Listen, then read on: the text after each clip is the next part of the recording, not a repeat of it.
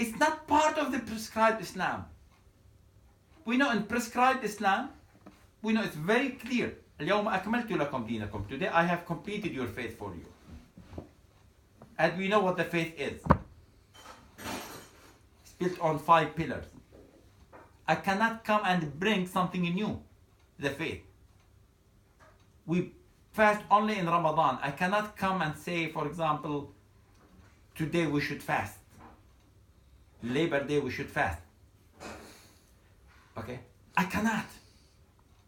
The faith is complete.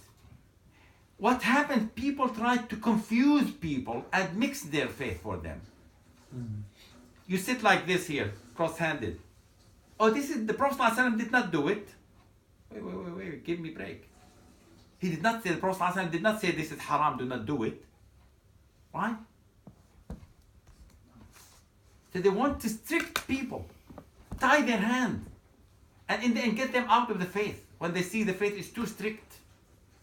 No, the faith is too easy. You sit on a table now. This table was not at the time of the Prophet ﷺ. The Prophet ﷺ did not sit on similar table. Well, that doesn't make it haram. Hey, give me a break. So people have limited-minded and calling everything bid'ah. I was the other day, I cannot forget it, subhanAllah. One reciter, nice reciting of the Quran. Very nice reciting. And people around say, Allah. Somebody told me, that's bid'ah. La ilaha illallah. Saying Allah is bid'ah. Okay? We perform good namaz, good salah in the prayer. I was successful to make Fajr prayer in the mosque. And ask Allah subhanahu wa ta'ala to accept. If I shook your hands after salah, oh bid'ah, do not do it. Habibi, I'm not, no one claimed that this is part of the deen. This is individual, this is culture. I wish for you to Allah, me and you to Allah, for Allah to accept our namaz. Do not strict me by the saying bid'ah. Even bid'ah can be wajib. Some bid'ah can be wajib. Some bid'ah can be haram. See the bid'ah that Sayyidina Umar did. Umar, who? Umar. The one who the shaitan runs away from. As the Prophet ﷺ said. After the Prophet ﷺ passed on, he came to the mosque, he found people in Ramadan making prayers individually. He brought all people, come, let's make a prayer together. 20 rak'ahs of Taraweeh. The Prophet ﷺ did not do it in that form. All Sahaba agreed, said the best bid'ah this, ni'mat al-bid'ah. Best innovation. It's not something introduced to the deen. You do it or you do not do it. It's up to you. I'm not making it obligatory. But we are making individual people tarawih. The Prophet ﷺ encouraged us to do more namaz in Ramadan. I'm just doing it in group. Whoever wants to do it, do it. If you don't do it, don't do it. It's not obligatory. Okay? The same people, if you stand up for dhikr, people, oh, that's bid'ah, the Prophet ﷺ did not do it. Come on. Qiyam. Now, I mean, the Prophet ﷺ, yes, did not do it in that form. But he did not say it's haram. When people of Habasha came to him and started singing, they did not take permission from him. Is it halal for us to stand and sing? No. Okay. They came and stood together and started dancing in front of the Prophet and singing. Muhammad Abdun Salih, Muhammad Abdun Salih, starting. Muhammad is a righteous man. People of Ethiopia. And the Prophet was enjoying looking at them. And Aisha behind him enjoying the dance. And this was in the masjid of the Prophet? In the masjid. Okay, so we do not claim this is part of the faith. It's some culture.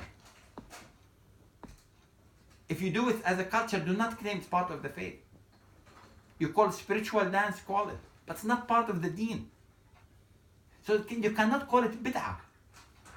I did not introduce something new to the deen.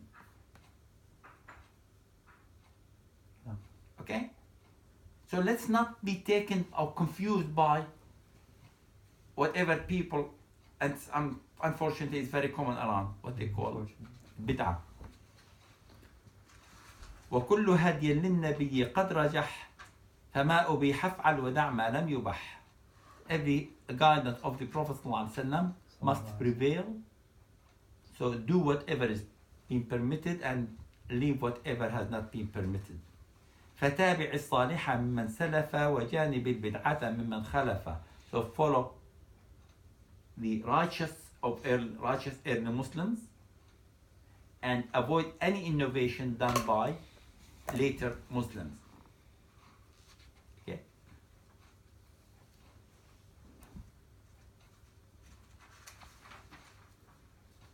I mean, innovation like somebody, for example, coming and moving around a qabr and making it like a part of the deen. Islam did not ask you to come and go around the qabr. That is bid'ah. Yeah, tawaf around the qabr. And believing that the man of the qabr will do you goodness besides Allah subhanahu wa ta'ala. Okay, that's bid'ah from the people after Islam. We do not dare introduce anything new to a faith made by Allah, recommended by Allah.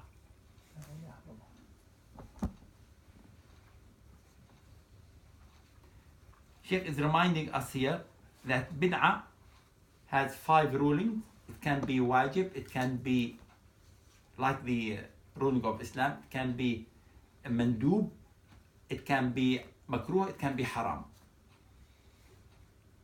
Depend on the bid'ah. Then he said, هذا وأرجو الله في الخلاص من الرياء ثم في الخلاص. I ask Allah subhanahu wa ta'ala to give me sincerity, to get me out of hypocrisy, and to save me on the day of judgment, and save me in this dunya. من الرجيم ثم نفسي والهوى فمن يمل لهؤلاء قد غوى. May Allah subhanahu wa ta'ala save me from the shaitan. And we know the shaitan billah, comes unnoticeably and run like the blood runs. In no time, from nowhere, you find, an evil idea coming to you. Oh, it's not me. Well, that idea is not me. Where does it come from? Shaitan. Okay? So we dismiss it. We broom it away. من الشيطان, say, oh Allah, save me from shaitan, the rajim. ثم نفسي, protect me, save me from my own ego. Protect me, والهوى, protect me from my whims. Whims. Why did you stay late yesterday? While you know you will miss Fajr if you stay late. You cannot claim, you cannot defend yourself, oh, I like that TV show. Hawa, whims. Okay? فَمَنْ يَمَلْ لِهَؤُلَاءِ قَدْ غَوَى. Whoever tend to the shaitan or his ego or his whims,